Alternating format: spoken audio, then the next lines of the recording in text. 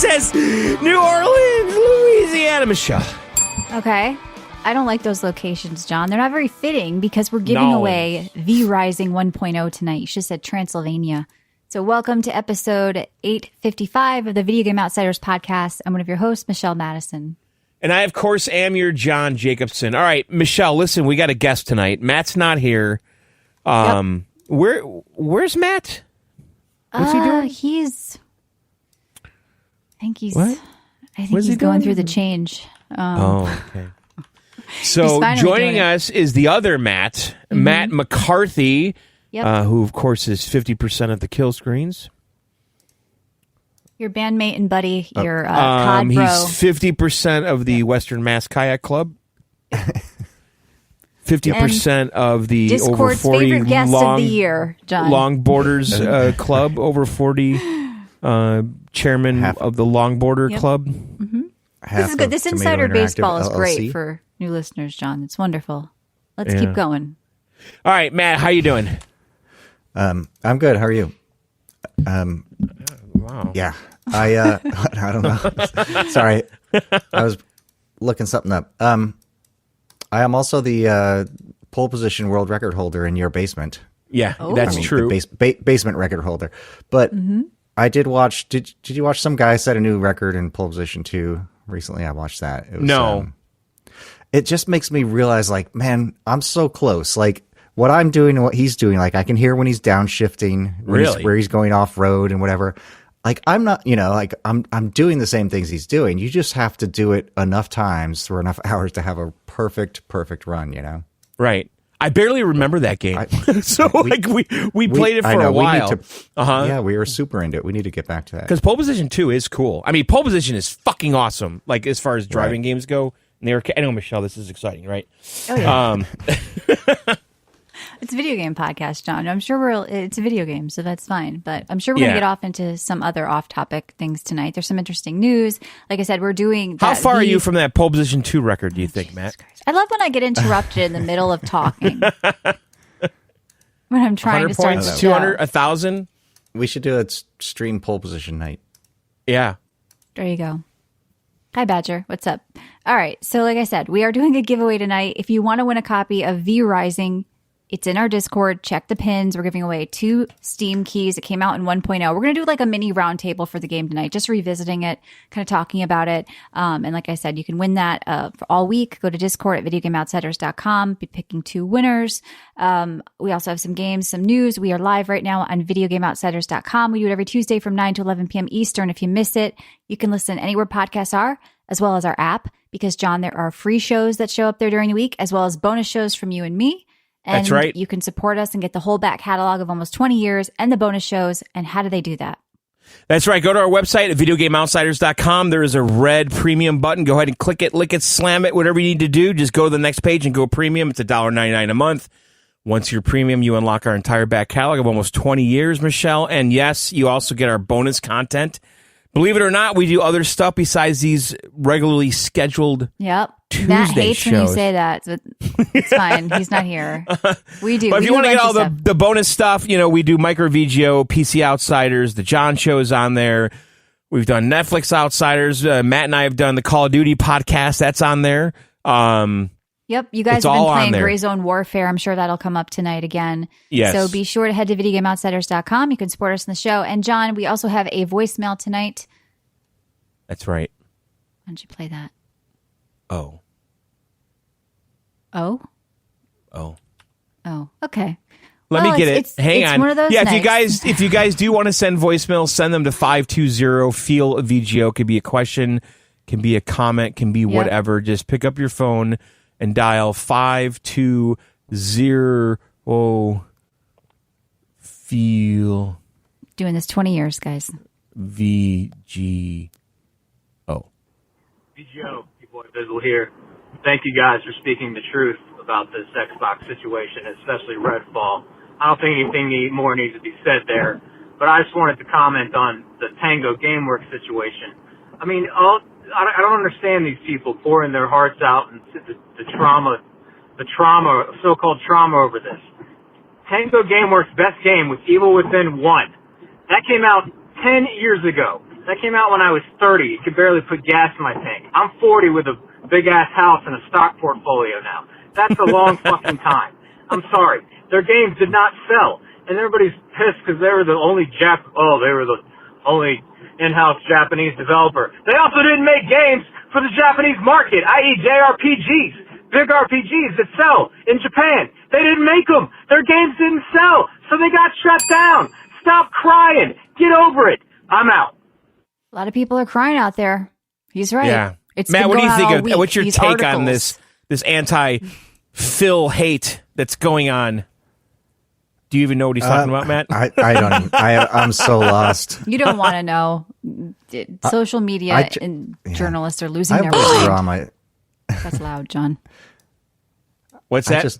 I avoid the drama. Good. Yeah, me too. But basically, Microsoft closed these studios, and everyone lost their shit as if these The studios Redfall are studio? Yeah, like a who day cares? before they're trolling the game, saying how And bad also it is. Tango, who did Hi-Fi Rush, but the CEO had already left, and some of the people in the company had already left, and it's like everything is viewed through the scope of like big guy, little guy, and they're always on the side of the little guy, no matter what. Well, like right. Hi-Fi Rush started getting all these oppressed, good reviews oppressor. now. Yeah. Yes, oppressor, I hate to be colonizer. The buzzkill.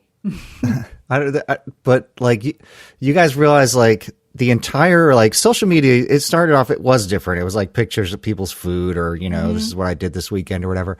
It has turned into like 99% of it is engagement farming. And that's what this outrage stuff is about. Do you notice how every tweet ends with a question? They're forcing you to engage with it. And when you get all upset about these things like this and then the conversations and the outrage Matt, and the drama the problem, that goes on though, it, you're buying into that engagement. No, That's all you're but- doing. but- like, is that No, really I what you understand. want? Not just I social understand. media, though. It's every But website the thing right is, now. though, It's every YouTuber, gaming every streamer. site then runs with this. Yeah. And all of a sudden, the Redfall studio is magically the greatest studio in the world, and these poor people were about to release an update and DLC, and Yeah. how could you do this? And a year ago, the same fucking sites were shitting all over the game, saying Microsoft has lost its way and Rightfully Sony so. rules. Yeah, I mean it's been bad. So Yeah. we'll bring up some stuff in news again, but it hasn't stopped this whole week. I mean, they're coming down hard on Phil and Microsoft. But like I said, these layoffs have been going on, and not just in gaming. You know, Sony laid off half a Naughty Dog, or whatever the hell it was, and nobody cared. It's very odd. The layoffs in tech, In you know, tech, like exactly. every company has laid off like 10, 20,000 employees this year. It's Exactly. been pretty crazy. Yeah, like I said, Google's whole Python team or whatever. Like, this is not just gaming. Microsoft is not unique here.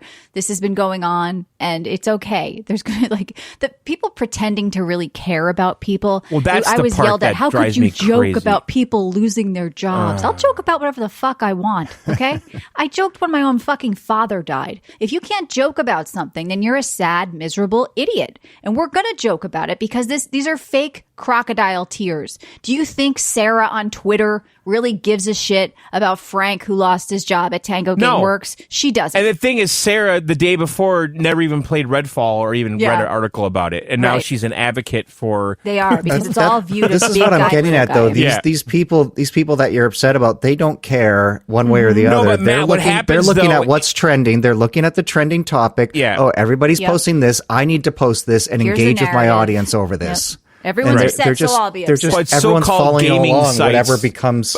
Yeah, I guess so. I'm more upset about the sites that Right. absolutely ripped this game a new asshole, and now Right. they're like, Well, how can that the sucks, 'cause, you know, studio yeah. close? Like, You want the gaming sites to be like, like you know, literally like journalists are the that reason the gaming Right. the, And say, the look, site. it's business. It didn't perform as it needed to. You are no longer safe. You have a hit game. You're not safe anymore. Yeah, it's a volatile industry, and tech in general, and jobs in general. have And been listen, difficult, I so- guarantee you, the cream of the crop at all those companies still have jobs at Bethesda.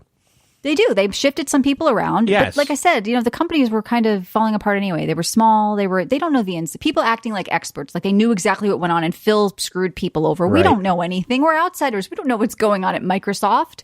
Oh, I Right, heard and a neither- whisper yeah. that, you know, this was personal. Nobody knows. All right, let's move on before we upset more people. So we'll do the roundtable for V Rising after I think we all kind of talk about some other games. So I did a lot of dabbling this week. I want to talk quickly about King Arthur Legion 9. So I have talked about the other Neocore King Arthur games before. John, if you remember, we did a whole King Arthur episode. I know. And Matt and I wrote a song after that. Yeah, it was fun. There's a King Arthur bone. song at the end of the episode. It's one of those things, like if you do go get the back catalog for $1.99, you can go check out these old episodes. We do a lot of like fun themes, and one of them was a King Arthur theme, and it caused me to play. I loved that, by the way. Yeah, it was so much fun. I played their other King Arthur game. I watched Now this, Excalibur. yep. I was watching this show Merlin around that time. Oh, yeah. Which is kind of cheesy, but also like it really had me into that world. So Yeah, so I like with you. that world, right? I love like kind of the fantasy world, the dark fantasy world. So I do like this. Now, this game people are saying is kind of more of a spiritual like DLC than a full on game to like the last one that they released that I talked about, but I still kind of liked it. There's a problem with the game though. So it's a turn-based tactics game. It's an RPG about dead Roman soldiers basically invading Avalon. And Avalon, if you don't know, is the realm between the living and the dead. And the combat is done on a grid. It's kind of like Banner Saga style stuff, just so you can kind of visualize it. But the attacks are very creative. Like there's this one mage guy I really like. He can link people, and then when he attacks one, it attacks both. And it's just really creative. Like you are thinking, much like Baldur's Gate. You're not using the environment as much as something like Baldur's Gate, but you are thinking about how to set up and thinking, a couple of turns ahead and how your whole party interacts with each other. The combat is so well done. What is not well done in this game, unfortunately, is the voice acting. I believe some of it is AI. Oh, and really? The lines they wrote, some of them are so... Some of the what are you guys say the asking stupidest for shit. AI voices. Well, I mean, I don't know. The lines are also part of the problem because the guy says, "My corpse is hurting."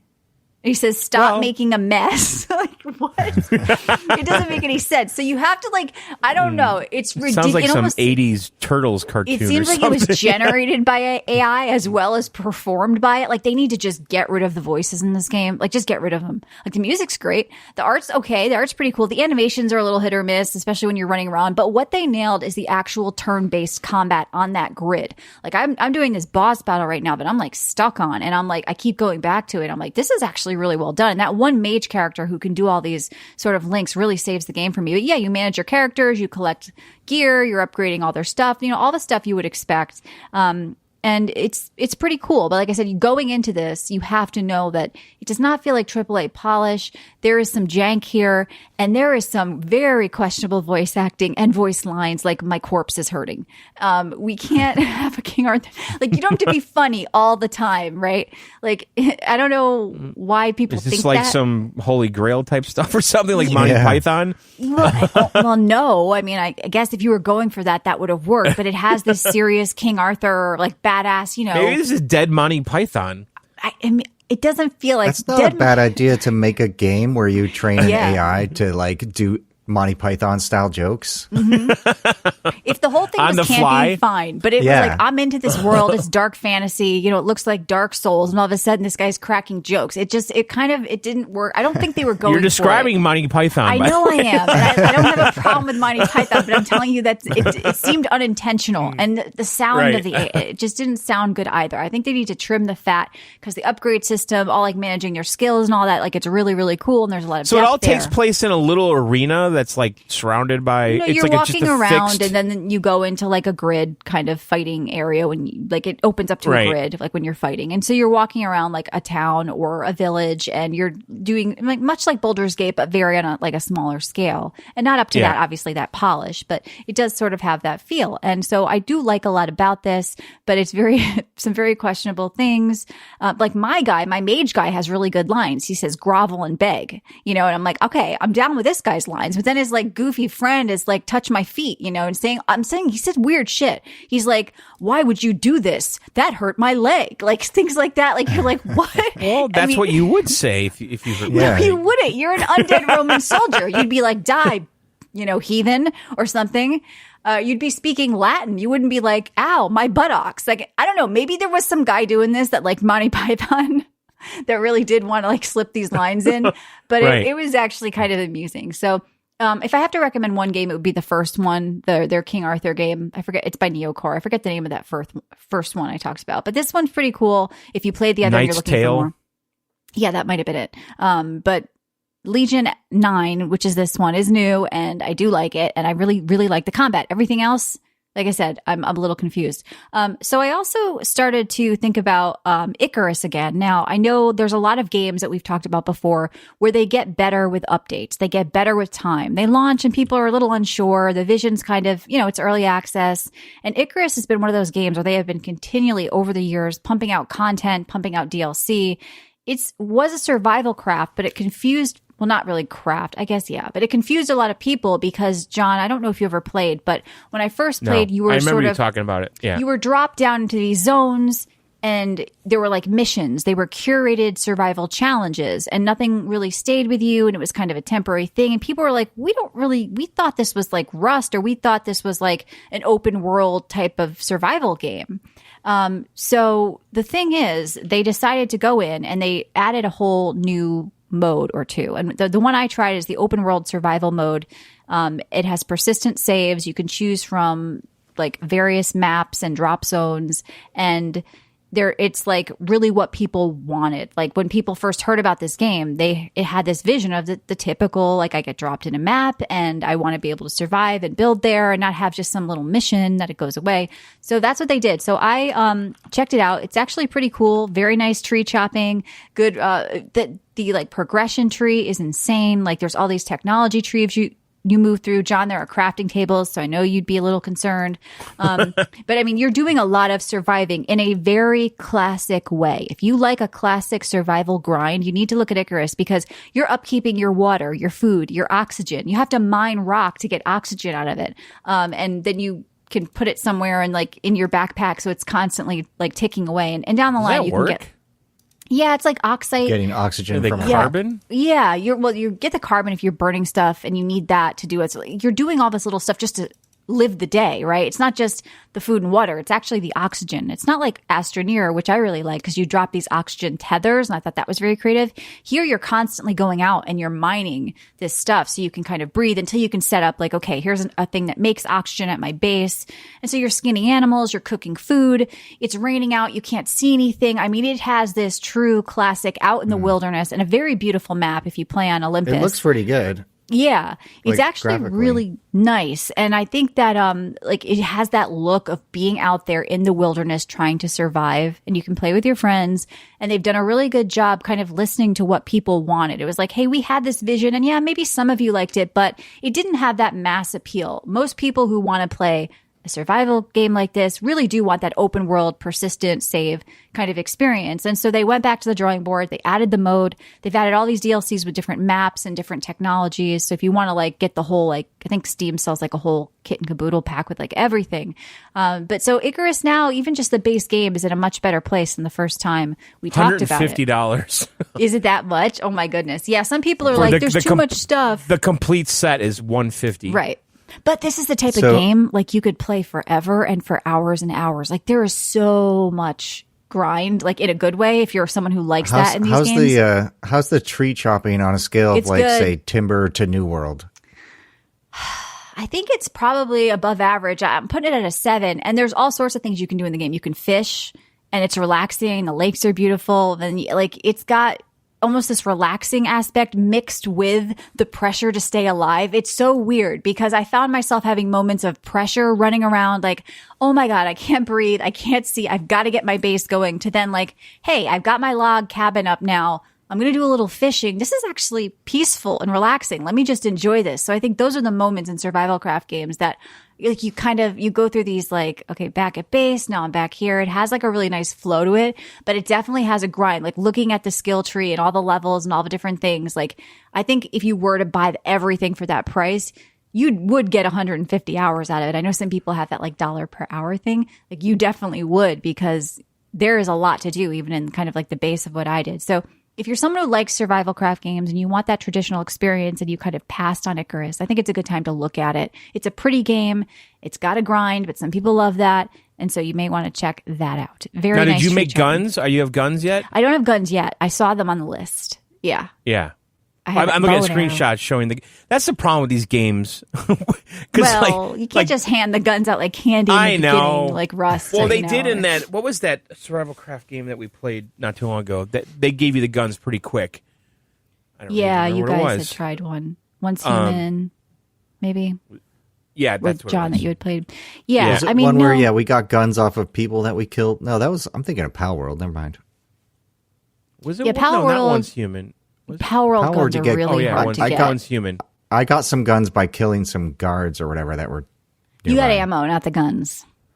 Oh. The ammo drops off the guards. Yeah, One's Human is the game Yeah. that gave you the guns right out of the gate, like right Yeah. away. No, you have to work for the guns here, but I think that's sort of like the draw because there's wild animals everywhere. And yeah, it's just like, how am I going to survive the day? But it's this really beautiful, like the main map is like a beautiful, kind of looks like Montana, and it's really, really pretty. So I think And it's John peaceful. wants to know if you can customize the guns. Like, can you put on your custom upper? There are rail, blueprints and you know, there's like, all sorts of what stuff kind going of on with the scopes guns. do we have? Yeah, I don't know. It's not going to turn into Call of Duty, but it's not a shooter. It is a survival craft. But I think so kudos to the devs for actually listening and not just like some companies I've seen it. They're like, no, this is the way it is, and you're wrong, and then the game just dies. And it's like, No Man's Sky did it. This game is doing it, where they listen, they change, and it becomes sort of like. It doesn't go away. Like, it just kind of sticks around and people play it. And it's just cool. So it's good to see support on a game that didn't necessarily hit right away. Right. I mean, it looks like a massive amount of effort went There's- into making this. Like, Oh, so yeah. There's a lot of cool stuff you about it. kind of have but- to stick with it, or just take the L. Yeah, they stuck with it. And I think they pulled it off because, like, just that first, like, not that I hated that first sort of impression of the game, like the missions, though, it just didn't feel right. It fell off with what was going on for me personally. There's also an outpost mode they added, which is kind of like a creative mode, but there's not really like free building or anything like that. But there's supposedly like it's easier, unlimited resources on the map that you can get that don't run out. It's more peaceful. So they're trying to listen because a lot of people want like a creative mode in this game. And yes, you can go cheat with Wiimote or something, but it's nice when they give you the options for this. And that's one of the things I liked about V Rising, which I'll bring up. If you are turning the game on again, they let you basically catch up instantly when you create your server. You can set yourself to level 30. You can set like the server to fast craft. Like, so they kind of knew like, we're going to give you the tools to make the server how you want. Some people are annoyed by having to worry about this or that. So you can tinker with it. And I think that's important too.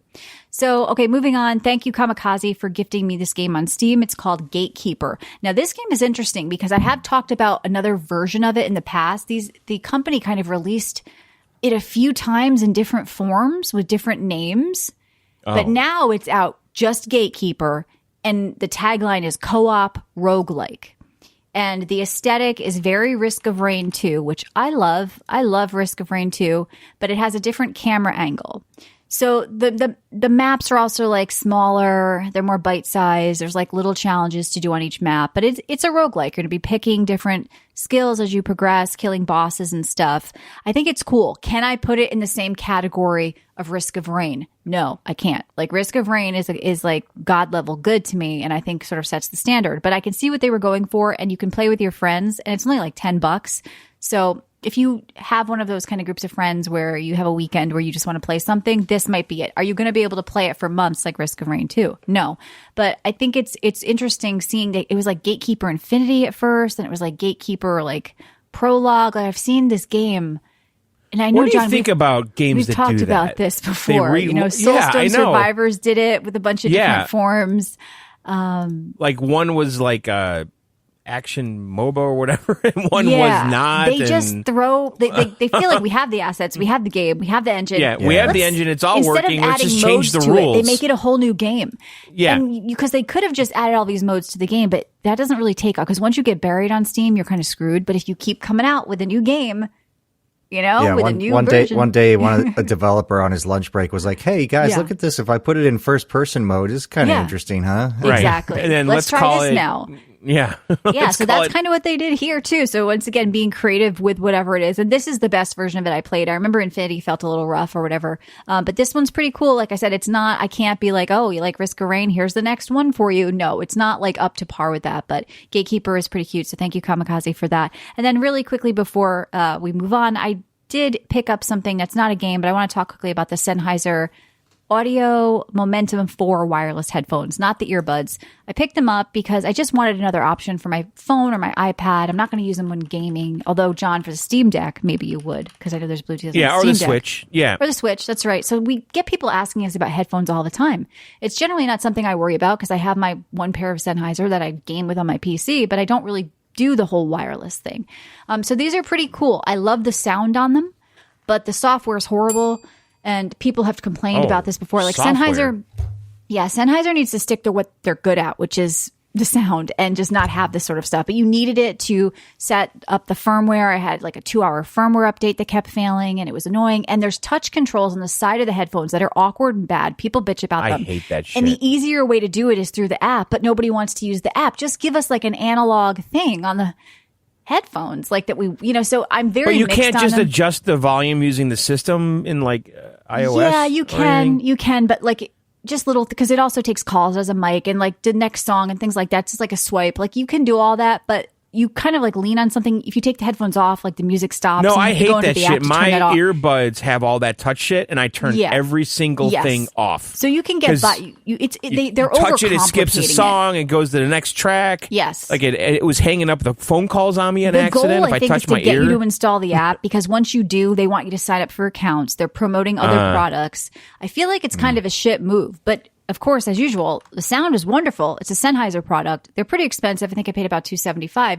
But the noise canceling on them, not so great. If you want the best noise canceling, you probably get Bose or Sony. But if you want the best sound, it's these Sennheisers. I think that they sound really, really good. I think they take the edge on the Sony and the Bose ones I tried. I really like canceling. the Sonys. I have the Sonys, the similar one, the WH. That's one of the ones that always comes up. Yep.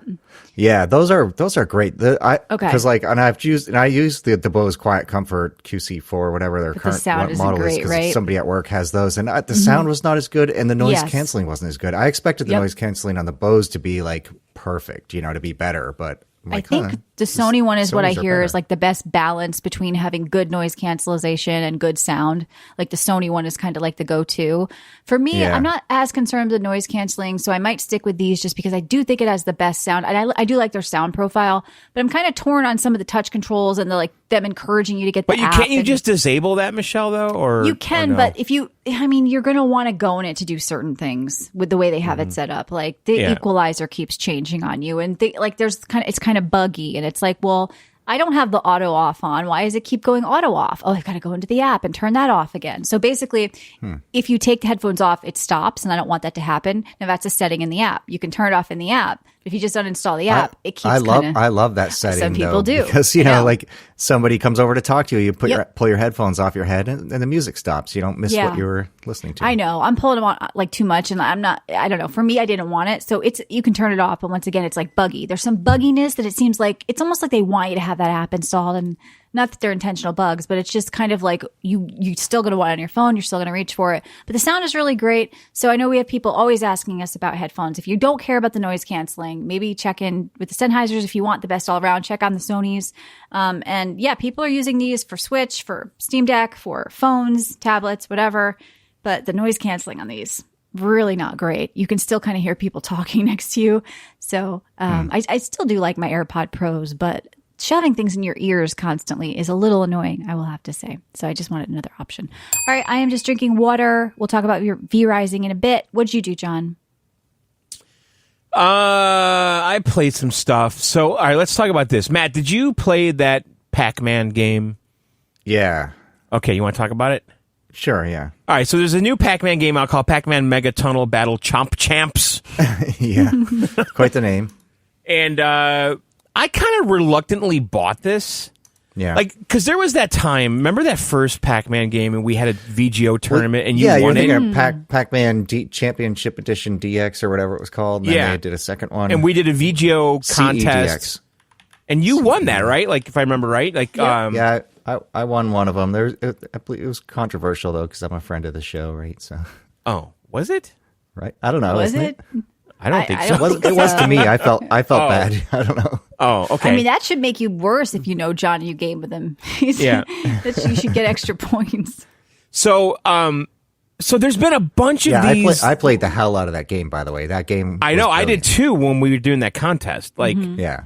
But that was magical early Xbox Live days where we would do anything. Yeah. And we would play everything that came out for a long time. Right? Yep. Oh, man. Yeah, those are good times. Remember So that? there's What been was a that, what's that? isometric 3D one game where you're like walking through these worlds and shooting. I don't know. I can't think of the name of it. Shadow Complex. Yeah. Yeah, that game was amazing. Mm-hmm. Anyway, go on. No, but there's been a lot of these Pac-Man modern reboot online. People are mad at this game though, right? Because they said it should have been free. They can't find anybody to play with. Well, okay, so the game's $20. Okay. And yes, there is a little bit of controversy with that, Michelle. That there's maybe bots. Okay. And I can't tell you yes or no on that. I suspect yes. Sometimes other players definitely behave like real players. Sometimes they don't, But what this game is you have this Pac-Man level in front of you. It's an online competitive game. There's casual and ranked. And you unlock ranked when you get to level 10, which I finally did today. But what the game is it's a map, a Pac-Man map that's your map on the screen, okay? With the ghosts and the pellets and all that shit, normal stuff. But what happens is while you're playing at certain times, you can leave your level and go to other people's levels and fuck with them. And that's kind of the hook here. And then at the same time, there's power-ups that show up on the level. Like you might get a power-up that retracts ghosts. It's not a power pellet. You can't eat them, but they will stay away from you. There's one that makes you fast. There's one that makes the ghost fast. There's one that makes everyone dizzy on the level. That kind of shit shows up on the level. And then you can go into the other levels and fuck with people and eat them. If you get a power pellet, you could eat the opponents. And then what you're trying to do is basically survive every wave. And every wave has a threshold, a score threshold that you need to be above to survive the round and go to the next. And if you're above the threshold, then you go to the next round. And then at the same time, you also have a finite amount of lives. And if you lose all the lives, you're instantly eliminated. And that's pretty much the game in a nutshell. Man, am I missing anything that you noticed? No, not really. I mean, I'll tell you my experience with the game real quick. Is that I bought it. It was $20, and like I said, I loved the Pac-Man CEDX Championship Edition and the DX Plus or whatever, and played the hell out of those. So I was, looking forward to this for sure. I played it for about 10 minutes. I did the tutorial stuff, and then I did 2 actual matches, and then I refunded it. And I've only ever refunded one other game on Steam. I was like, this is so bad. And not just because I also remembered that you bought it and I could have just played it for free. Oh, yeah, good point. Whoops. But so I'm like, I'm definitely refunding this. But I don't know, man. It was the maps weren't interesting. It was just every map was a little different, but it just, had the 4 pallets. Yeah, if you clear a level, you'll get another level. But they're the same, all kind of the same. There's nothing new going on to the actual Pac-Man gameplay. And not only that, it was missing turns, Well, I'm going to say that Series X controller. That's absolutely true because the D-pad and the analog stick were both bad. And in the old versions, controller support. It's not even you're not supposed to use controller. That's ridiculous, though, and you can't screw that up in Pac-Man. What? That's just base level. What are you talking about? Okay, it says partial controller support. It doesn't say all right, well, full. here's the they thing. don't recommend it. Here's the thing about Pac-Man that you need to understand. Joystick. It's impossible to play with an 8-way stick because you get those kind of bad turns. I don't think so because once you get it is the original arcade one. In Championship Edition, I get it. No, but what you do is you start turning the stick early. And yes, you account for that, and in the other versions, the CE versions, you could it wasn't as clumsy. Got a hang accounting for that. It was great, and you also went around turns faster when you pre-warmed the move. You know what I mean? Right, so that was part of the gameplay, and it was flawless, and it worked perfectly. If you ever screwed up, it was your own fault, not. But in this, it just kept screwing up. I'm like, this is stupid. Yeah, I noticed that too, and I died a lot of times because of that, because I missed a turn. People say it's slow too, and the other Pac-Man games feel faster, and there's pressure. It felt slow. It felt slow and a huge step backwards. And I'm like, it was just kind of boring game for kids or something. I don't know. Yeah, well, here's the thing. I actually played a lot of it. You like it or what? I don't know. I agree with everything Matt's saying about it. I think the controls are the worst part of the game. That was like making me upset about it, you know. But as far as like a that's chill all there out, is to Pac-Man. If you can't nail the controls, I know, and that's the the feeling thing. of Like, turns, I know. like, what are you doing? But the thing The is, first I know milestone, about the first the check-in four-way- meeting you I have know when about developing the that game is, okay, how do the controls it The feel? thing is, though, I know about the 4-way joystick thing, okay? Because back in the day on Xbox Live, I had a Dead or Alive joystick, and I took the 8-way restrictor out and put a 4-way in it. And it completely changed how all those old games played. So therefore, you like this game? No, kind of So in a use weird arrow way. keys, is what you're saying? No, I used the Xbox controller the whole time I played it. Directional But pad? I'm going to say that it was mindless fun, and I played it quite a bit, and I didn't. I hated it in the beginning, and I ended up liking it the more I played it. Is what I'll say. Well, it's not doing well. 50 No, it's reviews. not. I would say go back and play Championship Yeah. Edition DX instead if you want like an innovative and fun and really well done Pac-Man game. Yeah. Yeah. Because this one just wasn't it. Yeah, I mean, the price, it should have been free, though. You're completely right, though. Whoever said that. I didn't say that, but Michelle Michelle. said people say Reviews that. have been saying that because they can't find people to play with. And you need, it's like that Pac-Man game on Switch, right? That was 100 people. It was free Yeah. because you needed people to play with. Right. Yeah, and I do suspect that a lot of my matches had bots in them. Yeah. And then you also have like these little missions that go on in the game that are somewhat interesting, where it says like go eat 3 ghosts in someone else's map. They'll put a bounty on other players, and you have to go eat them. And if you eat them, you get like a ton of points. So the object of the game is to have the most points by the end, or be the last one alive. So there's little missions they give you, while you're playing the Pac-Man game, which I kind of got into. Like I'd have a mission that said, go eat 3 ghosts in someone else's map, or go eat a ghost in 2 people's maps, or go into 3 different maps in the time limit. Like there's that kind of stuff. But yeah, it's a shitty Pac-Man at the end of the day. The controls are not good, and I died a lot because I missed corners and that I normally wouldn't miss. And I was going between the D-pad, and really the D-pad is usually the go-to when shit is bad with the analog on a game like this. And the D-pad was not better at all. Yeah, but you could still hit D-pad too. Yeah. Yeah, but you could still hit diagonals with that. Right. Okay, so all right, the other game I played, I'll just talk about briefly. I played this quite a bit over the weekend too. It was a game that Michelle played last week. Nordic Ashes. I do like that game, Michelle, I quite like a bit. it a lot. I think it's one of the best Survivors clones. There's a lot of depth. Yeah, it's good. I mean, I don't know what to say about it. It's just, again, it's just kind of like I'm playing on my deck outside. It's kind of brainless. You just zone out and just play this shit. And it's one of those games that, like, Vampire Survivors is the same way for me. It's just like a zone out thing, And next thing you know, like 20 minutes This is has a lot passed by. more active and a lot more. It's to think about and active. do I mean, and there's a lot of tactical upgrades. and bosses I do. and- You know what I do like that this game does is that the upgrades are banked, the level ups.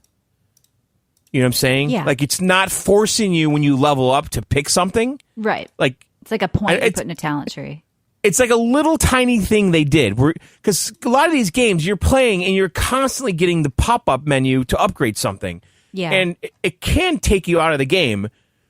Or you might just not want to do it just yet. In this game, you're accumulating these level points, and then you can spend them in the tree. And I actually found that to be a better way to play. Like Because some things cost 5 points, and you're making these strategic decisions. Do I go for risk reward right now? Do I do this? So yeah, it's a good one. And the different styles to play, I do like the axe, like the fire axe, where it lays down flames and shit. And really, you can level up this stuff pretty fast. It starts out really slow, but once you start leveling up the weapons and all the little, talent things around it, like it becomes pretty active, and you're causing chaos and destruction. And I like that a lot. I like the activeness in these games. I don't like ones where all you're doing is walking in a direction. I do like ones with attacks and dashes and aiming and things like that. So that's what's good about it. I want to talk to you about if you played Instruments of Destruction, because Beam, who is a supporter in our Discord, said, John, I remember you saying Blast Corps being your favorite game. I found this and it sounds like it's for you. Did you end up trying? No, I bought it and I didn't play it. And I'll tell you why I didn't play it, because it doesn't work on Steam Deck. Okay. I couldn't get it to do anything when it launched. And I just said, I'll play it on PC later. I'll play it this week. Okay. I did buy it though. And yeah, I love Blast Corps on the N64. You could play that on the Switch right now if you have the Switch online. It still kind of holds up. It's also on the rare replay on the Xbox, Blast Core. I've played Blast Core within the last month here. I don't know. I just love that stupid game. But yeah, this looks like a really awesome Blast Core with a serious 3D world going on. I'm sure you'll do a review next week or on a micro or something. And I know you guys both played Gray Zone. Tell me more about this. Has it evolved? Yeah. So Matt and I last week we had a session of Gray Zone, and we set goals for ourselves. We bought ACOGs for our guns. ACOGs for our guns. Which is risky because it's like a $2,000 scope and, we don't have that much money. It's you very lose that risky. thing, you're screwed. Yeah. So in this game, if you die, you lose all your loot unless you can get back to your body. And But then if you die getting back to your body, then it's gone forever. Yes, which happened to us. Yep. Found that out. And we went really far away from the safe zone. This map is so fucking big and so dense. Matt, so we went on this hike for so we had this. Well, John had this idea. We're gonna camp someone else's landing zone. So we looked on the map and we found where the other factions, one of the other three factions, base is, and where the city nearest to them is, and then where the likely helicopter landing zones are near that city. Based on that's right. You're gonna camp the zones. Right, based on how they are in the city near our base, we know where the helicopters land. So it's okay, it's in one of these fields that looks brown on the map and is about this size. So we found those spots in the other city far away, and then we had to walk there. We had a landing zone that was maybe halfway there or whatever, but we had a long way to go. Yeah, so it was maybe half an hour of going through the woods, and we'd come up on a house and we'd have to stop and nope, nobody there. We'd come up on another house, wait, I think I see a guy over there. Do we engage him? So we're kind of crawling through the bushes. The whole thing, it feels like you're in Vietnam or something like that. It's just a lot of vegetation. It's very immersive in every fucking way. And if you're doing it with a friend, you're talking. And you're kind of trying to do kind of cool military lingo and shit. Right, exactly. Are you guys doing that? You're LARPing out there? We absolutely, 100%. Right. On your 6, Alpha 9? We say on your 6 all the time. But that's said a lot, yeah. That's standard. Yeah. But so we'd be walking through a forest, and it's just endless trees, endless bushes, endless vegetation, forever. And then all of a sudden you see this hut, and then we have to make a decision. Do we want to check that hut out or keep going? Because if we check the hut out and we die, we're going to lose our fucking shit, and we have no money to buy more stuff. And we've been out here for 25 minutes just to get this far. So, if we have to come back to get our stuff, it's not good times. Right. So, long story short, we found where we thought was an LZ, and we camped it out for, 20 minutes or something, and no helicopter ever fucking came. So then we realized we're so fucking far from our base, or our LZ, that we departed from. We had to make a decision what to do. Do we go all the way back the way we came, or do we try to find a friendly LZ ahead? Or do we do a kamikaze mission in the town first, which we did do. Well, the thing is, we were running out of food and hydration and all these other things you have to keep up with. Because we candy did not bars pack for that trip, you eat a candy bar, and within 3 minutes you're hungry again. It's bad news. Well, you burn a lot of calories out there. I don't think they meant for you to go all the way across the map in one. No, I think one go. I've been seeing people post about this, Matt, that they've been doing that. Yeah. And I guess there's some landmarks that we got to really look into, some certain towns and areas that are kooky. Well, we just didn't bring enough stuff we didn't know. So then we're all right, we have to go into this town and loot enough stuff. And then we got in all these firefights in the town, and it turned to chaos. And anyway, it's kind of a playground. Eventually, we did end up finding a landing zone far, far, far away from there in this other spot, by, I don't know, an oil refinery or something. Yeah, whatever. Somewhere between. So basically, the landing zones that are closest to the other factions' bases, you cannot capture. Yeah, that's the thing. Which we didn't know initially. We also went across all the fields that surround this town. We cut them into a grid, and we walked across them spread out 40 yards apart, thinking we would unlock one of these landing zones, but it turns out you can't unlock an enemy. Yeah, one next to the enemy base. Yeah, the 3 closest ones to the enemy base you can't get. So right now, there's not a lot to do in this game, but it's almost kind of like cool because there isn't, because it's almost like more realistic. Because if Matt and I were dropped into a forest in Thailand, it would be just like this. Yeah, it really did. It felt like that, you know? Right. There's something very immersive about it. I don't. Maybe it's fun, maybe it's you're the having a good LARPing. time. I don't know. Yeah. I love this game, and I can't wait to see what they do with it. And Good. I might do the supporter pack. I haven't yet. Matt, are you going to do that? Does that give you a lot of cash and stuff? So it gives you like a giant bag and like 20 guns. Geez. But we haven't unlocked. Pay to we win. only have like one gun right now, really, the M4. I think it's going to spoil the fun. Like, I think what you're liking is this working towards like a scope thing. Don't just. Yeah, I don't think you should. It's like with the last Call of Duty. I didn't do it.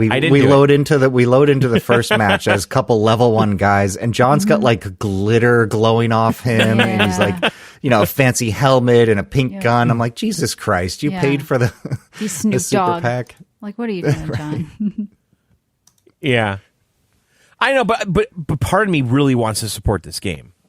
And also, Sure, I if you would, want to support it, fine. But the stuff you get with the supporter pack is in guns that we haven't unlocked yet. Because gift a copy to a listener if you want to support it. Don't ruin the experience for yourself with the guns. Is what I'm saying. I think it'll ruin it. yeah, well, agree. we don't have the good guns because you have to basically level up the vendors by doing quests for them, and then you get more equipment. Right now, we have the baseline Good. equipment. And you said there's not much to do. If you take away the need to level the vendors, then you're going to have less to do. So Yeah. But I really want to get into some PvP action in this game. We really didn't see any real players the whole night we played, right? I think that night we didn't, but the previous night we did. Yeah, the previous night we did. The guy that's I think the you naked noticed guy when with you the go knife. Yeah, the naked guy with a knife was definitely a real player hiding in the bush. But there was the first, there were a few sets of guys where we killed, and when you go over to loot their corpse, it doesn't just say like looting a corpse or whatever. It says, looting XX, big. yeah, Right. some name you don't want to say. Yeah, XX. Like Cat Raper 24. Well, I hope the game doesn't die. I hope that it. I don't feel like it's going. I don't know if it's hope still they on the Steam upkeep it. charts. Sounds like a cool concept. I'd like to look at it one day too. So It's very John. cool. Yeah, I was going to say something Drinking. too. I was looking at the Steam charts to see if it's still even on there. I think it fell off already. Yeah. Top games, no, it's not in the top. Most played, no, I think it kind of fell off. Yeah, because it's got mixed right now. Some of the performance issues are hitting some people without decent PCs. So hopefully they keep up with it, make it better. Because I like the sound of a lot of what they're doing. It's Yeah, kind of early like release, my right? dream game, honestly. I know. We always Yeah. wanted like a, Yeah. big, more kind of open world shooter, maybe even MMO-ish. Yeah, I mean, Yeah. Michelle and I talked about this in the past too. Like, I remember playing early Ghost Recon, like Ghost Recon 1 or whatever, and just sitting in a hut for a half hour, waiting for someone to come by. Right. Like, it's like And that. that's what Arma kind of became, these big open maps and that realism. But This I is think, a lot more people approachable than Arma, I think. Yeah, that's what I'm saying. I Yeah, think it's yeah. got that more mass This market game appeal looks if really they get good it right. too. What's that? This game looks great too. Like, Yeah, I think it really does like too. And the way it looks, it is. but- I can't say this enough.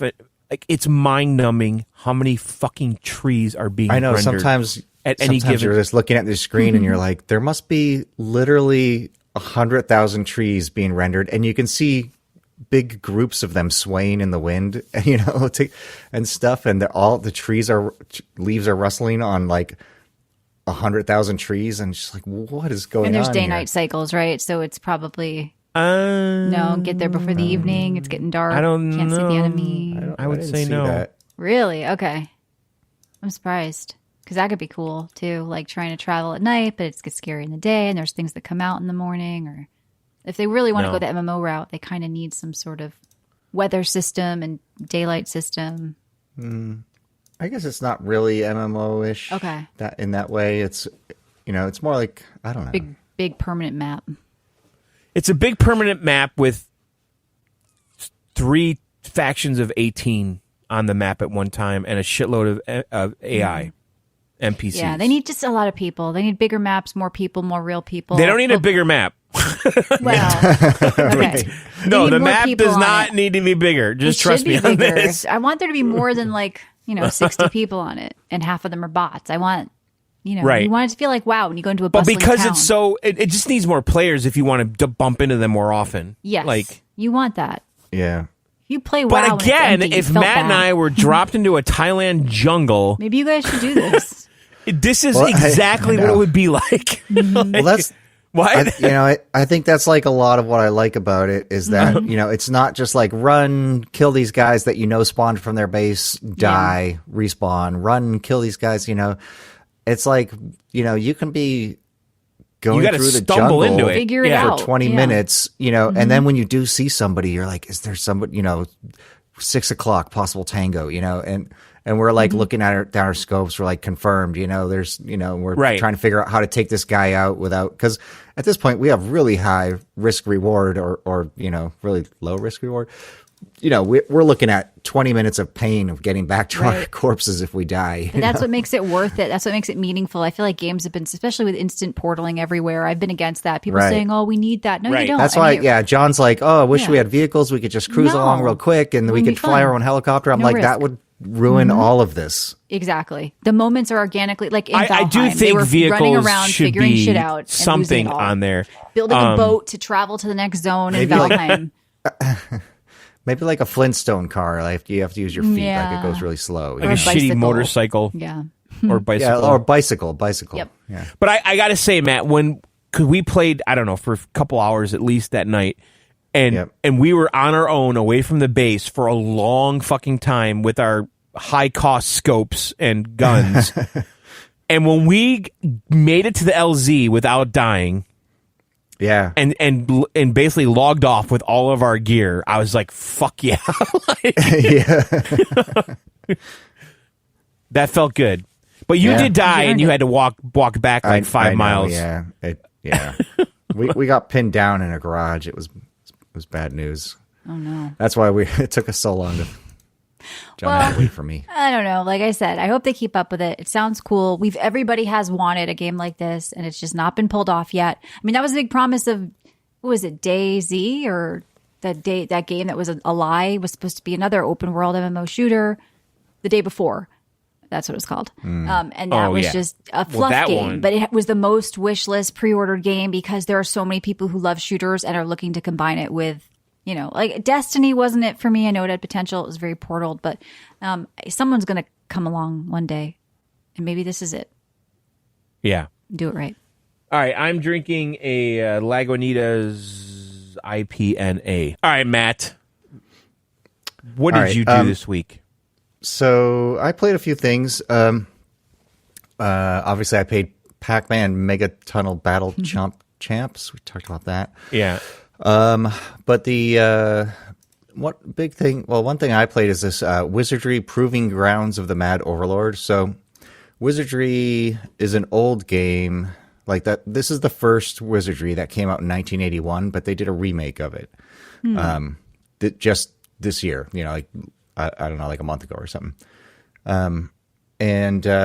So the original game, 1981, you can imagine it was pretty low tech, but like I played the hell out of this. My brother and I would sit down and we had, so this game, it's a dungeon crawler. Like maybe the first, I don't know, like that of that genre where like you have this town where, you build your party and you roll the stats for your characters and you equip them, very basic compared to today's standards on as far as like the equipment you can get and upgrade, but it's very like Dungeons and Dragons based. It's like your gauntlets +1, and chainmail, plate mail, leather, armor, and all that kind of stuff. So you build your party, and you have humans and gnome, elf, dwarf, whatever, and then you've got fighter, cleric, like wizard, thief, that kind of thing.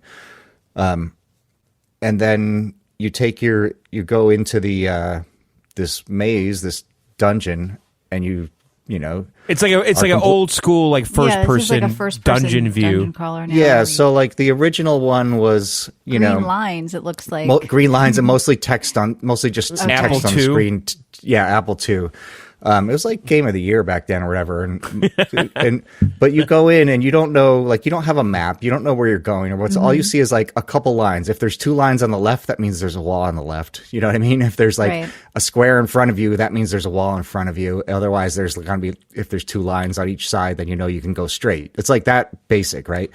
But you would, one of us would sit there with the graph paper and the other person would be like, okay, we have a wall left, wall right, nothing in front. And that person would draw a line on the left, draw a line on the right. Okay, advance forward. Okay, we have a wall on the left and a door on the right, and you would mark that off. And we would do this painstakingly and map out this entire thing. And then you're fighting monsters, and there's like random monsters. I miss and there's set encounters. I miss those analog days where you had to pull out a piece of paper and a pen. I did that with Zelda and my dad. I've said that story with the first dungeon. We mapped it all out on a grid. I mean, it was fun. You can't do that anymore. Or even just writing down codes or something that someone tells you. Or because games now, they just give it to you. Like they'll tell you. Work for it a little bit. Don't just get the cars and the guns, John. Now, were there other? I think my friend played a wizardry game in college. He was obsessed with it. Yeah, there were other later ones, right? Yeah, there were later ones. They made a bunch of them, like up to like Wizardry 8 or something like. But there's a lot of just named ones that don't have the number. And I don't know how the later ones are, but this one, like, so they took this game and they remade it, with fairly modern graphics and everything, but the gameplay is exactly the same. And they really did give you the map. I see. No, this is what's interesting. They did a really perfect job of this in that. They don't give you the map. They give you a tool to make your own on the screen. Well, no. So they give you a little tiny mini map when you're going around. Yep. Where you can see 3 squares either direction, but only where you've already explored, which doesn't really help you, So, but when you get your cleric to a certain level, you can cast this spell. And this was in the original game. You could cast a spell it's called like, I don't know, Doom a Pick or something, right? And it in the original game, it would tell you like you are 47 squares east of the exit, and you're 32 squares north of the exit, and you're on level 3, or something like that. It would just tell you that in text. But this one, they updated it so that when you cast that spell, it gives you a picture of the full map, only of what you've already explored on that level. Okay. So like, so it's like a Metroidvania, like a Metroidvania would do. Well, it's like this balance where they don't give you the whole map. You can't cast a spell and get the whole map, but for all the parts that you've explored, you can see that if you get to a certain level, and then you're able to cast that spell. You know what I mean? Like I do. So because I was kind of torn between like, at first I didn't know they were gonna give you a little bit extra. I'm like, do I get the graph paper out and like take this seriously? Well, they have a whole old school options in the menu. I'm looking at ambient map, Epic map. Yeah. So Right. And so you can go back completely old school and have to use, because the thing is there's so many places where like you go into a room and then some of the doors are traps, or you go in this door and you end up back in this other spot or on another side of the map. And it's like, you have to map it out or you're screwed. But I felt like they gave you a bit more that, modern players will deal with, but you can also turn on all the old school stuff. And by the way, this is Digital Eclipse. They're the ones that did the Karateka thing. They're killing it with these. Oh, really?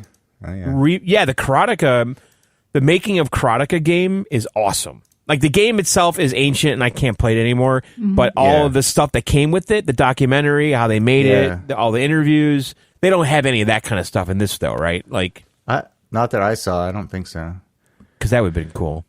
So I don't know how much of this is like nostalgia for me, because it was, my childhood. Right. But I also, objectively, I think they did a really good job. Like, they really cared about recreating this, true to the original, but with updates to make it playable and more fun and look good. And I don't know, I think it's pretty great. That looks cool. Steam Deck or no? I bet it would be, I don't know, maybe. There's a lot of, like, you're pressing like this is partial support and playable, John. Keys on the keyboard to do all sorts of things because on the Apple II that's all you had, so everything's key command based. But you could map it, I guess, or maybe they do map it for you. And it's got like at first it seems very simplistic. You're like, oh, this is the only weapons or enemy types. But as you start going, there for a game that's that old, like it does have a little bit of nuance or complexity going in, because like you level up your spellcasters, and they have different buckets of spells, like levels of spells, and different amounts of spell points for each of those levels. So you have to like kind of balance which, whether you're using the stronger or weaker spells against different enemies and stuff like that. Too bad you can't co-op something like this. I wish they would have added that. Yeah. Because I know I played games on the PC with my sister too, sitting next to her. But like to take it to the next level is like, oh, now we can just get in a party. They also tell you, don't get, when you're making your characters, they tell you, here's a hint, don't get too attached to any of your characters. Because, like, you'll be in the dungeon and just encounter some monster you can't beat and you can't run away from, and they kill you, and then that party's just dead. Really? Like in the old school game, that was it. Those guys were dead. You'd have to start over and create a new party.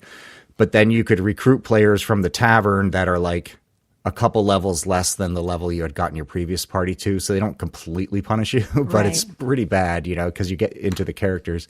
But in this one, I think they made it so you can go back if you can recruit another, or you can take, this is what I had to do, like make another party of level 1 characters, roll all the characters, create them all again, go back in, and then try to retrieve your old party members. But first you have to level up this new party to get to the point where you can get to where your other party was. So it's a bit fun, old that's school old in that school way. shit. Yeah. So Jedi says, if Matt recommends this, I'm buying it. Wizardry was groundbreaking. Pressure is on. Do you recommend it? Sounds like it. Oh, absolutely. Yeah, definitely. Yeah. If you ever played any of the old Wizardries, I think you'll love it. Yeah, it looks better graphically than even Wizardry 8. So they kind of took it newer. Yeah. I was pleasantly surprised. So another game I played a little bit, I'll just bring up, is Starship Simulator. This game, I saw that. It's in like early access still, and I think will be for quite a while. But they have a demo, and they just did a big update to the demo, and it seems cool. The concept is cool. It's like, because, if you like Star Trek, this is like you're on a, it's like the Next Generation style ship. And, it says explore a scientifically accurate Milky Way galaxy, do all this other stuff. Unrestricted access to every deck of your Magellan-class deep space exploration vessel. Interact with numerous fully simulated ship systems, or simply relax in the bar and watch the stars drift by. Which, I don't know, from watching the video, it looked pretty awesome. Like, man, it looks like you're on a starship. Mm-hmm. And it is cool, like graphically, and like they really took care to model a lot of stuff. Is it a game, or is it just... That's the thing. There's not like much to do. It really... Why is this not in VR, by the way? It's not much to do yet. I think they're going to turn it into a game eventually with roles. Like you can be... the idea is eventually you'll be like, I'm the... I'm the, I don't know, the engineer, science officer, and I hang out in the, whatever, the rooms where they do the laboratory physics. No, every Star Trek fan has linked me this though. It's pretty cool. I mean, it looks amazing. They need to add more game stuff, just like Star Citizen, John. It's like a really cool simulator right now, but. Yeah, I mean, I'm guessing Star Citizen has a lot more scope than this, though. This is like does. One guy. It does. Yeah, this is like very bare bones compared to that.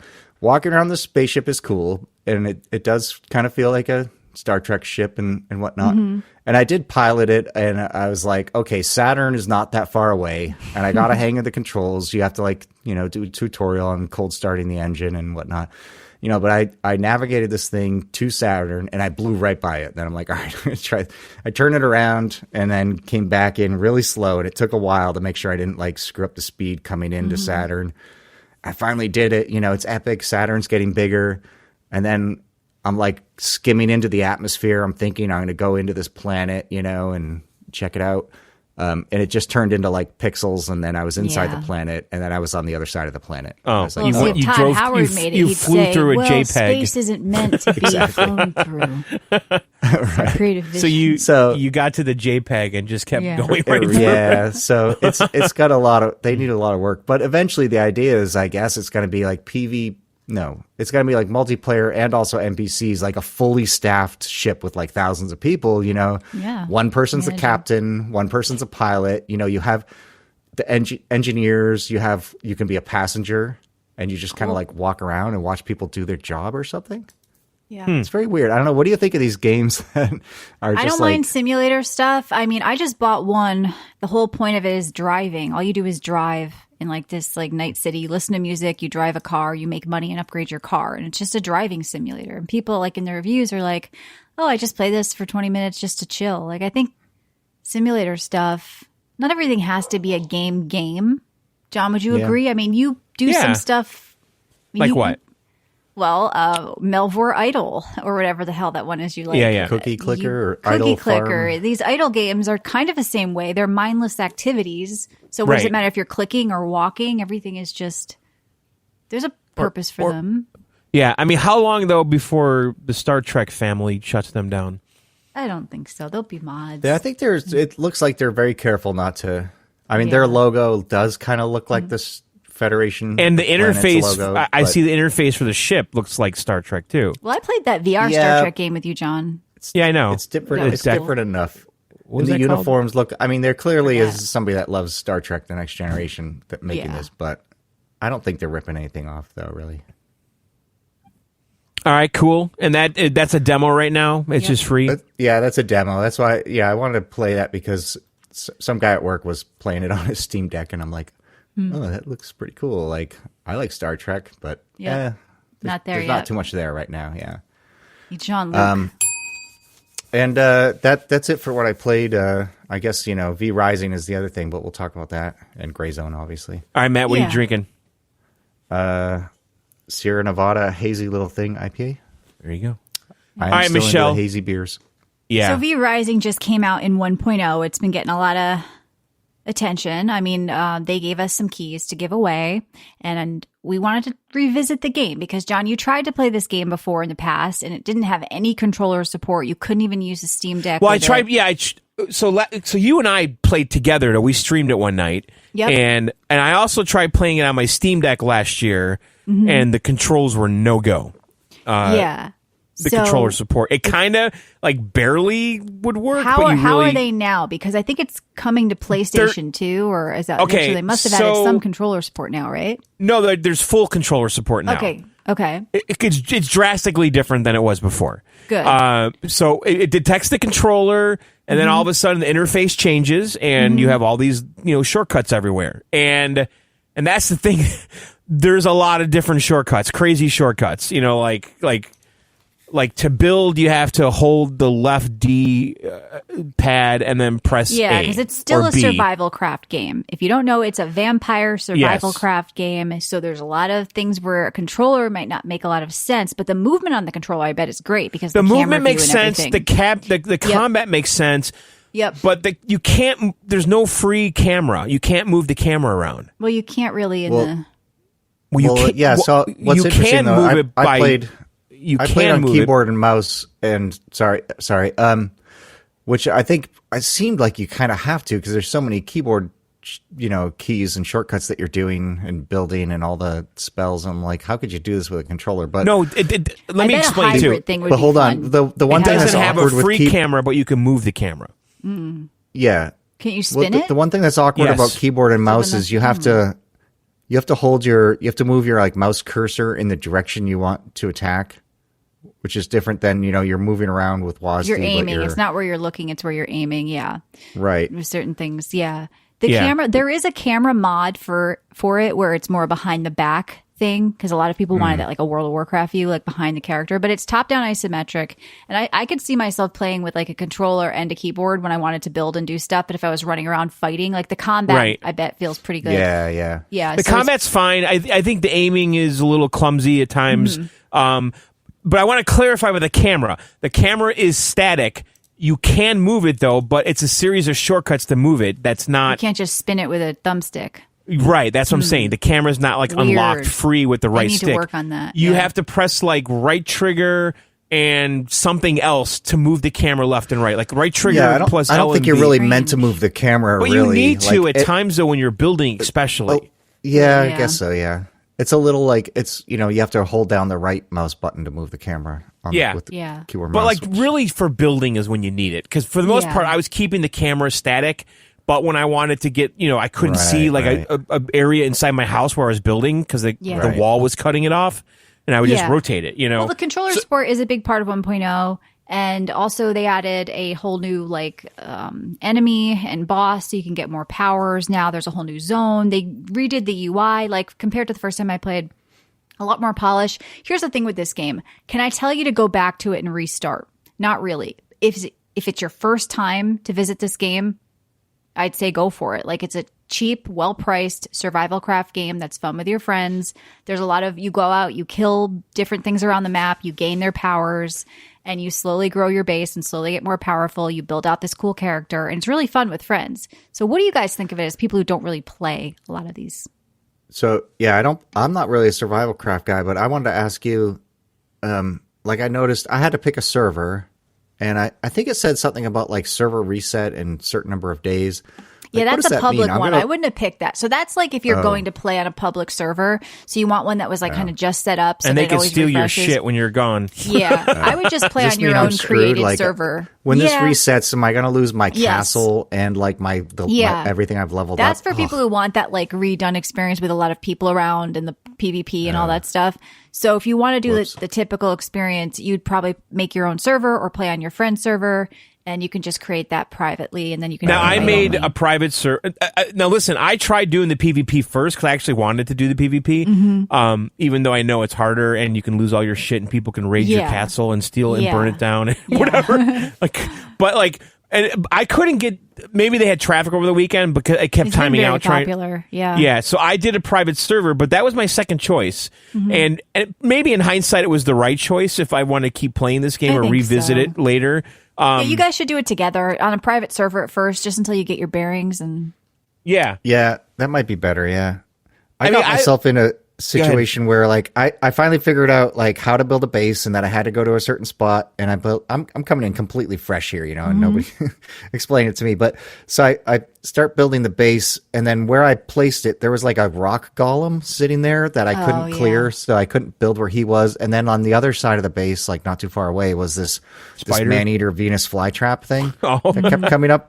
And I'm not really very high level. I tried fighting that stone golem for a while, and I was barely doing any damage.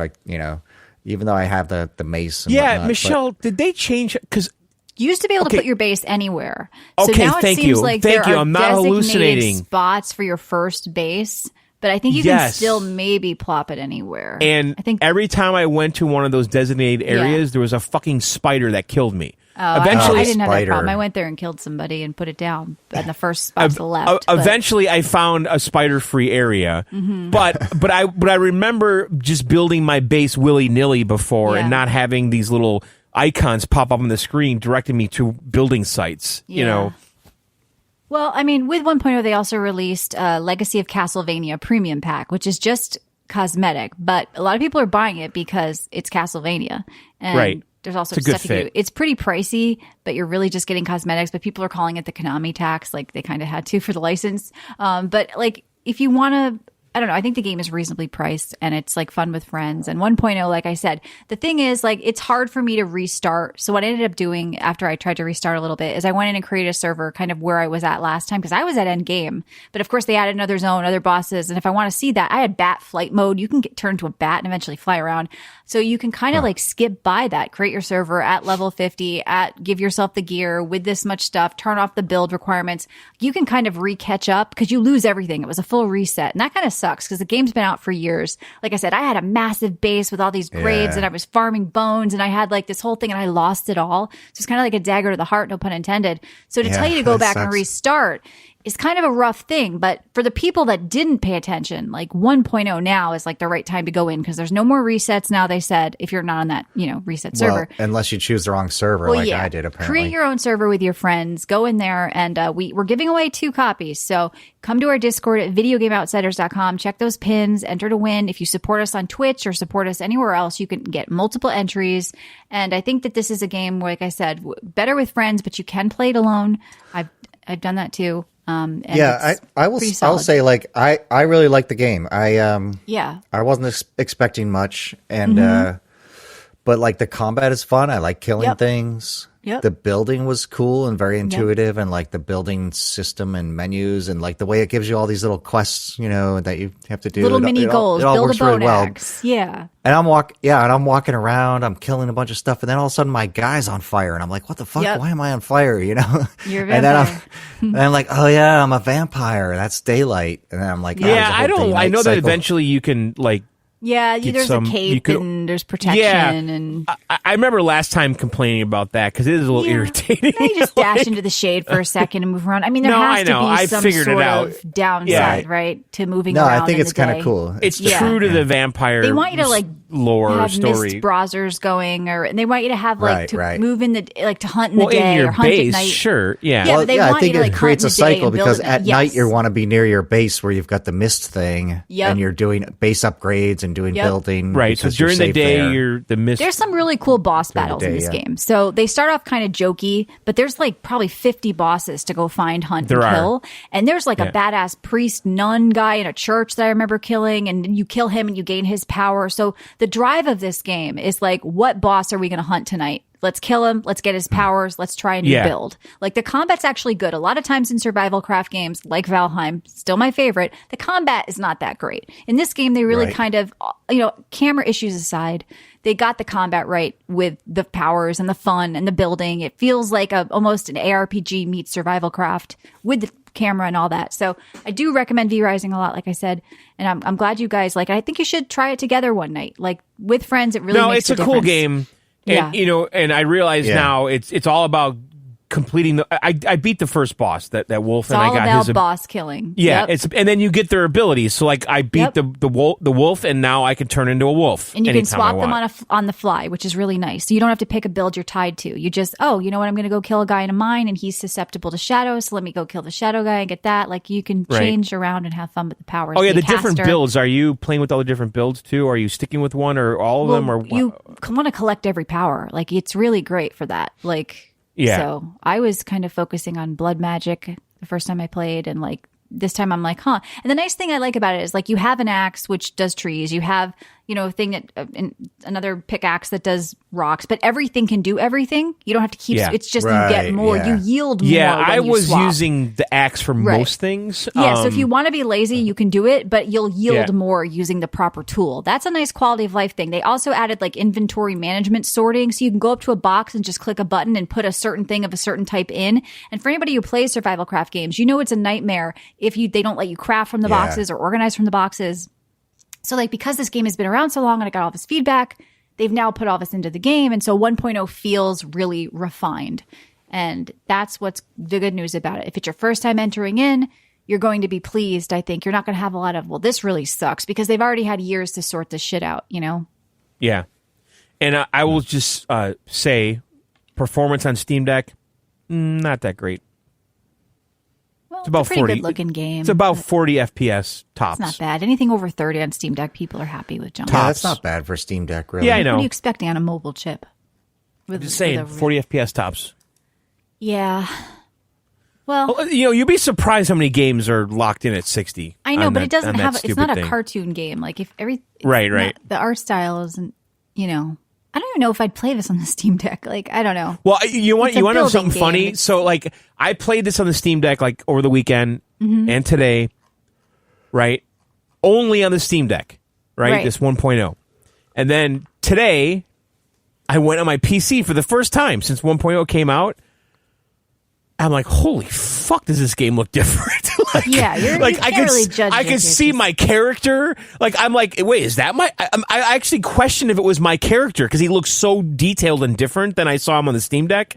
like everything looks so different. So yeah, it's totally playable on the Steam Deck without a doubt. Yeah, but it's not a game for the Steam Deck. I don't feel like I was hindered too bad. I do. I mean, Yeah. besides the mentally knowing the frames were as low as they were because I had it on the screen, like, Yeah. and All right, it's a little fuzzy, but We got to do It's a little definitely news. playable. We're already running late today. So in closing, All right. V Rising 1.0, check it out. It's we're giving away 2 copies in our Discord at videogameoutsiders.com, and it's fun. You can play alone. You don't only have to play with friends. A lot of people are Yeah, like, well, I good can't game. play. I I think think anybody could have fun with it. Yeah, Yep. thumbs up. Thumbs up. Thumbs up all around. All right, Joe, news-wise. You wanted to talk about some stuff. Couple things. What do you want to start with? It was something light. Well, Helldivers 2 has sold over 12 million copies, making it the fastest selling PlayStation game ever. But of course, articles like this are deceiving because it's the first PlayStation game they've launched that was PC, PlayStation at the same time. So of course it's going to be the fastest selling. That being said, there was something like 50,000 people playing the other day and 40,000 of them were on Steam. So that shows you where the people are playing. It was more popular on PC. It's still more popular on PC. And I think it's going to change. I'm a huge fan of Sony releasing their games on PC. I gotta say, like, I love every Sony game that has come to PC because I played most of them and they're all really well done. And I'm like, have you played Ghost of Tsushima yet? It's coming out this month. God of War 2 is coming out. I don't think Matt's going to care about needing to create an account. He probably already has. I don't care. I already have a PSN account. I know, but I they're giving refunds now already. Of course they are. Nobody's played 2 hours yet. Steam can refund you if you haven't played 2 hours. So of course who cares? So Ghost of Tsushima has been delisted in nearly 200 countries and territories without the PSN access. Listen, I knew that this was not over, Michelle, when we were talking about it last week. Wait. See, how many people is that really going to piss off? Like I said, in this country. Yeah. It's a single player game. You don't need to connect. You don't need to connect the PSN to do the single player aspect. So Matt, so here's what happened. So Helldiver comes out. I know about the Helldivers. Well, let me tell you. So it came out with great success. Everyone loves it. And then they dropped this PSN requirement in the middle of it. And everyone revolted. And then Sony walked it back. And then they came out and said, just so you know, you're going to need this PSN login with Ghost of Tsushima if you do the online co-op. Which is the problem. They're telling you in advance, if you want to play online with people, you need an account. Okay. Now, Ghost of Tsushima is mostly a single-player game, so it'll be fine. If you want to co-op, need an account. People can know that going in. The problem with Helldivers, it was a bait and switch, and then certain people couldn't even access it. So Steam stepped in and said, you played 300 hours, you can't play the game, well, we're going to refund you. And they sort of forced Sony's hand with the bad reviews, and that's what's great about Steam. They'll be there to give refunds if it's shitty, and the reviews will tell the tale. But I don't think we should blow it out of proportion, on the other hand, with something like Ghost of Tsushima. When you know in advance, it's co-op. If you want the co-op, you got to have the account.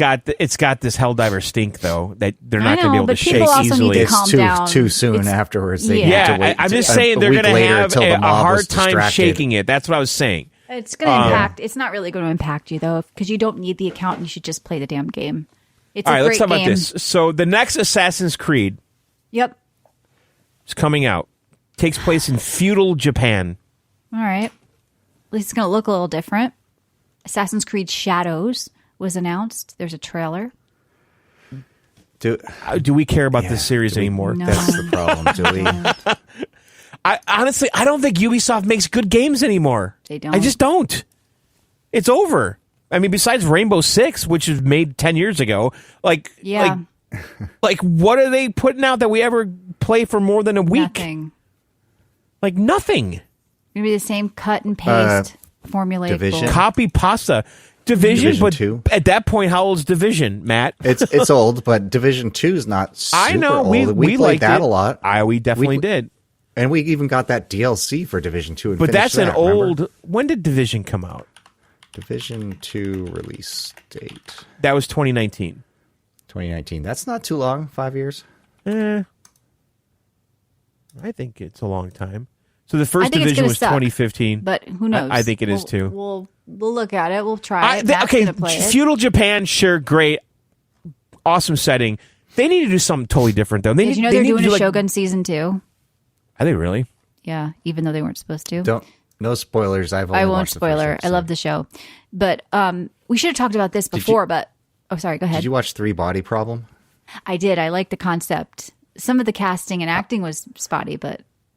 Yeah, I'm only like 3 episodes in on that, but it's really interesting so far. I like it. Yeah, I might rewatch it because it's one of those things where you pick up more stuff. Yeah. I started it. I've heard a lot of people talking about it. I'm very curious. Yeah, you should watch it. It gets you thinking. There's some cool concepts with things that I won't spoil. Yeah, it's like a sci-fi that it's not doing just 100% the sci-fi tropes that you expect. Oh, we're caught in a time loop and so this is happening, you know? Yeah, you know what I mean? It's like it seems to be going some interesting directions. So I'm like, oh, this is pretty cool. Yeah, there's some gamey aspects to it So if you like Black Mirror or anything like that, you probably like it. Yeah. I don't even know if you've seen all the Black Mirror seasons, John. No. Some of those episodes are pretty good too. Some Do you want to talk about this credit card? not great. I do. And I also want to bring this up quickly. PS5 update will let you invite people to multiplayer games through your smartphone's apps. So what we're looking at is Sony looking at a way to bring people together, I think, from different systems. And so there's a PS5 update with smartphones. So Sony's setting up for the future with good PC. reason to have a PSN account for your Steam Exactly. game. Yeah. I mean, they want users, right? So yeah, there's a GameStop credit card. I don't know what Matt's going to do with this. Our Matt, the Pro credit card, they launched it. Do you think he's going to be taking advantage? 4% cash back. So BoomTap sent us Wait, this. is there endless returns? I think you get some sort of special. Shut you get up. 85. Do you? I don't. You get free year of GameStop Pro. You get 4 times the Pro weeks for epic sale events. So you get extended sales, $60 monthly rewards, 10% extra trading credit, 4% cash back. Your points don't expire. 5% off digital games and currencies. 5% off pre-owned. 5% off collectibles. I think Matt's got to get on this, and he can now be like, well, I'm a GameStop Pro credit card member. God. You got to let me return this. Now, I He'll don't know get if it's the in Canada ladies yet. with that. Oh, yeah, for sure. You pay I for a don't know. meal with It's this? ridiculous. I mean, there's an Xbox credit card too, and I know. could have gotten that stupid thing because I'm on the beta whatever fork of all that shit with But Xbox. you know these don't mean anything. It's just a partnership with Citibank. Of course it is, Like and with a 25% interest rate. Right. And speaking of GameStop, we have to talk That's about the this, thing. Matt.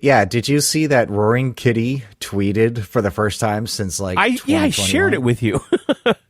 I'm not talking to you. Talking to Michelle. Talking to our okay. listeners, too. Yeah, it's a story with listeners. the movie Yeah, and so- all that. Yeah. Yeah, I mean, you've seen that if people have seen the dumb. I mean, obviously everybody knows the whole GameStop thing, but the Dumb Money documentary was interesting because, and I thought it was, like the guy's kind of enigmatic. Like at the end, like nobody knows what. And I was, googling it later. Like, what do really we don't know what happened to this guy or if he ever sold. Right. He just disappeared, and it's like true. Nobody knew where he was. The movie kind of really touches on it. The one with Seth Rogen. You should watch that, Matt. Couldn't. Seth Rogen. Yes. What movie is that? Dumb Money? What's it called? Was it called Dumb Money? Dumb Money is the one I'm talking about, but No, that's there's a couple documentaries, but Dumb Money's the movie. That's what I'm talking about with Seth Rogen. Yeah, it's Paul Dano, Seth Rogen. That's the movie, Pete and there's also Davidson. documentaries. The movie is a dramatized version of this. right. Yeah, that's the one I saw. No, at the end of that, like they're like, yeah, he disappeared. Nobody knows if he sold or not. Right. And then they have some speculation. And when you look into it, like nobody hunted him down or figured it out. Like if he's, if he sold or what he did. But so it's just interesting. Yeah. So he tweeted like, 3 days ago or something like that? Yeah, 2 days ago. Just like And- a bunch of and memes. The stock went up immediately, and now like everyone's losing their shit. Like I saw like on whatever one of the cable networks, basically saying, how can this be allowed? How can this guy be tweeting? They're manipulating the How can he market. do the same thing that corporations are doing, just not out in the open? Right, I mean, but the thing is, the the guy billionaires, didn't even that's exactly how they This work is- every this single is- day. What? Yeah, exactly. That's how hedge funds work or whatever, Right. putting Yeah. out news stories to manipulate stuff and whatnot. Exactly. Like that's how they operate. Like, Right. And people get all bent out of shape because one guy like tweeted a meme and that causes like the little guys to get a little bit of gain. Like who cares? I They don't like it. Yeah. Good It's for them. infringing on their space. But yeah, I mean, we're in a different time now. So yeah, he So just, I he's Matt, just I didn't. tweeting memes. I mean, we haven't really talked in detail about this besides sharing Yeah. the articles. Did you? Did you? I bought some AMC calls. Okay, I thought so. So Because I think it's too late for GameStop right now, and I was thinking the same thing about AMC. yeah. So I bought some AMC 5.5 calls for the end of the week, expire at the end of the week. I paid like 0.9, 90 cents each. And then, so I was up they were up quite a bit because it was up to like 12 overnight from like 5 and then opened at like 9. So I think I was up like 400% or 450% or some point. I held on to it because I didn't put a ton into it, enough that like I don't care if I lose it all. Right. But Yeah. like if it wants to go 100x, I'm here for it, Yeah, Right. but you know what, dude? When I shared that tweet that Dextero or whatever posted Yeah. about this, if there was an opportunity there with GameStop at that moment. Like, yeah, then, what? Yeah, no, you're right. I thought about it for a willing split. to do a lot of buying and selling fast and all that. Yeah, but not even fast. Not even fast. Like within that. 24 hours, it was up. It doubled or tripled. Day like, trading. I played the long game with AMD and Nvidia. That was more my style. I got in early there. But I mean, right. It's interesting though, this whole GameStop thing, because it's got to do with gaming, and it was this movement. I know. It's we were there from the beginning, and it was kind of cool. Here we are with but I just can't believe this meme stock shit is happening again. I know. I thought it was dead forever, but here we are. People want it to exist. They want this to be like this kind of yeah. So you sent me that tweet at 12:45 p.m. yesterday, which would be what day is today? Tuesday? Yeah, so that'd be Monday. Yeah. So let's look on the chart. Yeah. Hold on, 5 days. So Monday would be the 13th at 12:45. It was at about 29 when you sent that. Okay, and then it went to 64. Okay. 78 it looks like, and right now it's 51. So, and you had it was a slow rise. Like it didn't go up to 71 until like. So you think it's gonna keep? It's too late for it. No, we're just saying that if we would have acted I'm saying on that. like, yeah, John's text to me was actionable. Yeah, is what we're saying. Retrospect puts it in perspective. I mean, it's always fun to take a risk with a little bit of money, but like you say, like it's good you just held on to it, right? Just not like you wouldn't have made that much with the 400% up. Like if it's not worth it. It's like it's all relative. You could have made a lot depending on what you put in. Yeah, but then you got to put it. It takes money to make money, right? So you got to put in a lot to really make something that's going to change your life. I didn't put in enough that it's like anywhere near life changing money or even like week changing money. Right, exactly. Then it's kind of just for fun. You got to have a little just fun. For fun, yeah. And if I sell one of the options, which I should have probably done today, it covers the cost of buying the others. So like I'll probably do that at some point, and then but just hold a few and see if it can go. Right. I wonder what he's going to be tweeting next. We'll see where it goes. It's so funny though. Like people are complaining about like him manipulating. He literally just tweeted some memes. Yeah, like how is that manipulating the stock market? Fuck you. Right.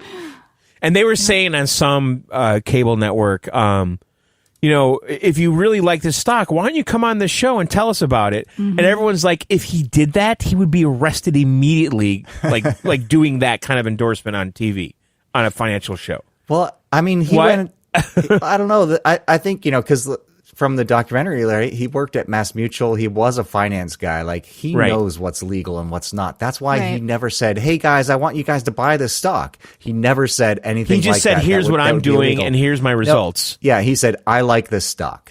Right. Which legally you can say that. That's not, coercement or manipulation or whatever. So he even said that like to Congress. They made a big point about that in the movie, right? Yeah.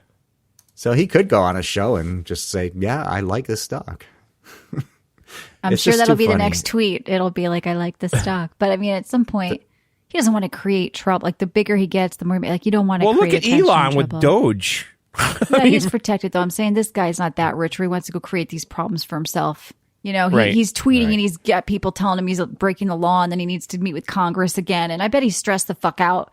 And he's probably just like, what happened here? I was tweeting a meme, I know. So I can get that. Whereas Elon will literally tweet something about I'm buying a ton of Doge, Right. Doge going to the moon. Right. But that's not a protected security though, right? So Yeah, so good this point. guy I can get why he disappeared, right? I think I get it, and probably why he wants if he did it again, because he's just like, what the fuck? He's got special rules other people don't have because he's a little guy or whatever. Yeah. So watch Dumb I figured Money he if you must have haven't. sold most. I mean, hopefully he did, man. I'm making millions from like nothing, and hopefully he sold some. But and like he just didn't want to face like there'd probably be death threats if he ever said that he sold. So he just was People like, are crazy. I'm going to nope out of here and take my money. I think he did the right thing. Just fucking get out of there. All you need is money, not the fame. You don't need to deal with this shit. Right. So other Now, news what you is guys this? saw? Well, I'm curious about this maybe nothing burger, Michelle. So Microsoft, it's no longer Xbox but Microsoft Gaming. Is that actually bullshit, or it's been that all along? It's been that way all along. It was actually an internal email that was released many, many years ago that they were referring to it as Microsoft Gaming, and that was the goal. And now people are going, oh my God, they're rebranding Xbox to Microsoft Gaming. They're closing studios left and right. The game devs are in hell. Big name talent are leaving. Xbox is dead. It's dumb. What's going on? Tom Warren is writing articles. It's no longer Xbox. And another thing, Phil Spencer in the fight for Xbox's soul. Let me remind you guys too, by the way, largest companies by market cap. Number one, Xbox. Yeah. Microsoft. Yeah. It's Microsoft. Wouldn't you want to go with the big names like Apple selling a phone but calling it like the core? This is how business is done, okay? Yeah. Well, so Ryan McAfee was the Xbox guy for IGN or whatever. He said, a new column from me at IGN. It's called Phil Spencer and the Battle for Xbox's Soul. I talked to 2 longtime Xbox employees. They're sharing their thoughts. We have to all get ready to mourn.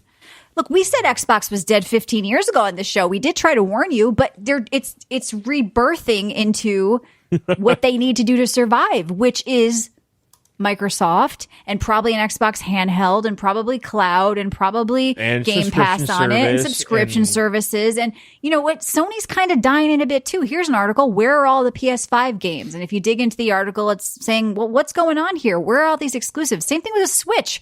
How long has that thing been around? How many exclusives have they had? Everybody wants to get games everywhere now. Exclusives are kind of going away. People why make something just for one thing? People are losing their mind that the identity of these Xbox versus PlayStation thing is going away. While we're talking about PlayStation being dead, so they're not replacing Jim Ryan. What does that mean? I thought he was retiring. Well, they're doing a 2 CEO structure, meaning there's no one person who's going to be in charge. That's a shit show. Does that work? I don't know. CEO by committee, I guess. Yeah. Maybe one's Japan, one's US. What's going on? Well, yeah. So effective June 1st, Hideaki Nishino will be CEO of Sony Interactive's Platform Business Group, whatever that means. And Herman Holst will be the CEO of Sony Interactive's Studio Business Group. Yeah, I mean, it sounds so the platform is building the hardware and the OS, right? And Japan, and there's the studio group is getting the games. Yep. But I mean, we have to let go of this. If your identity is based around your console, those wars have died.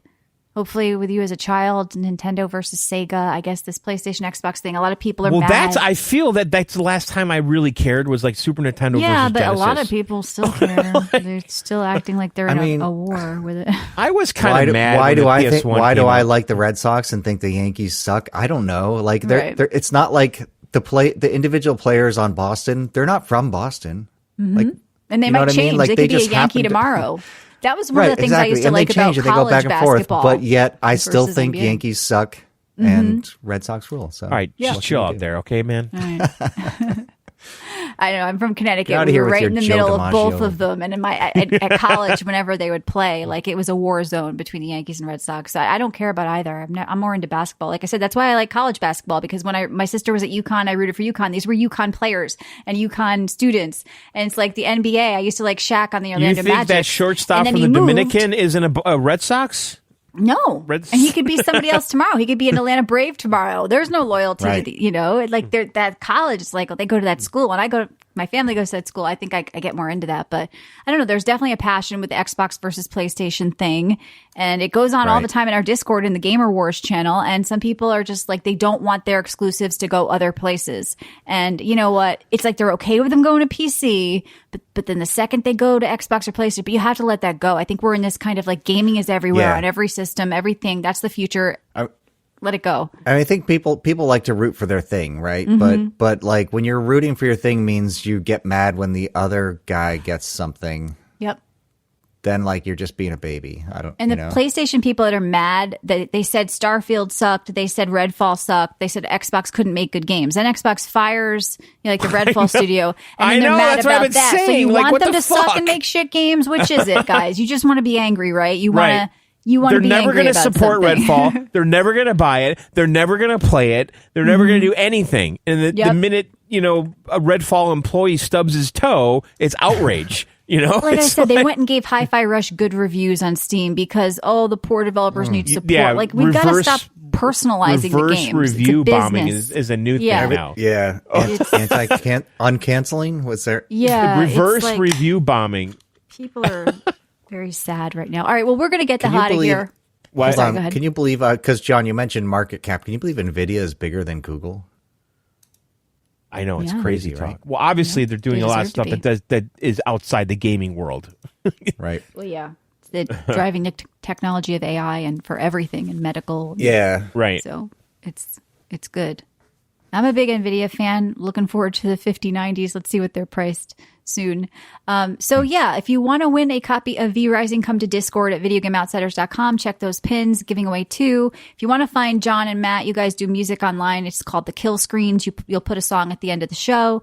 Matt also did the music for Jelly Car Worlds. Is it Worlds? Yep. Worlds. Yep. On Steam, you can support him, get his soundtrack, check that out. What else? Anything else you want to share or support before we get out of here? Nope. I think that's it. So find us at videogameoutsiders.com. Support us for $1.99 a month. Get our back catalog and bonus shows that we do every week. It means a lot. I think that's it. Yeah, we're done. All right, guys. Thanks for listening and all that shit. We'll see you very soon. Thanks for subbing. Video Game Outsiders out.